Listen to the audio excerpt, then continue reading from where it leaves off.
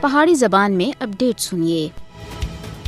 مقبوضہ جموں کشمیر دی بگڑتی ہوئی صورتحال عالمی برادری دے واسطے چشم کشا ہے۔ عالمی برادری کو مقبوضہ جموں کشمیر وچ بھارت کی طرف سے جاری ریاستی دہشت گردی کو کانڈ پیچھے کسی بھی صورت وچ نہیں سٹنا چاہیے۔ بھارت غیر آئینی اور غیر قانونی طور دے اوتے جموں کشمیر دے اوتے قابض ہے۔ نریندر مودی دی قیادت والی ظالم بھارتی حکومت خاص کر 5 اگست 2019 وچ علاقے دی خصوصی حیثیت دی منسوخی دے بعد مقبوضہ جموں کشمیر وچ بین الاقوامی قوانین دی سراسر خلاف ورزی کی جا رہی ہے اور کشمیریوں کو تمام تر بنیادی انسانی حقوق تے محروم رکھا ہوا ہے۔ بھارتی حکومت انہاں دی آواز کو طاقت تے بلبوتے دے اوتے دبانے دی ناکام کوشش کر رہی ہے۔ بھارت تے سخت گیر اور غیر حقیقت پسندانہ انداز سن کشمیر کو ایک نیوکلر فلیش پوائنٹ وچ بٹا کے دا ہے۔ نئی دہلی دی ہٹ درمی تنازع کشمیر دے حل وچ سب سے بڑی رکاوٹ ہے۔ مودی حکومت دا عسکری انداز پورے جنوبی ایشیائی خطے کو غیر مستحکم کر رہا ہے۔ کشمیر دے اندر 78 سالاں تے زیادہ خون ریزی بھارت دی جہالت اور انصاف تے انکار دی وجہ دے ہو رہی ہے۔ کشمیر دے اوتے اقوام متحدہ دے قرارداداں دی بھارت دی کھلم کھلی خلاف ورزی دے اوتے عالمی برادری کو بھارت تے پوچھنا چاہیے اور بین الاقوامی برادری کشمیر دے اوتے اپنی خاموشی ترک کردے ہوئے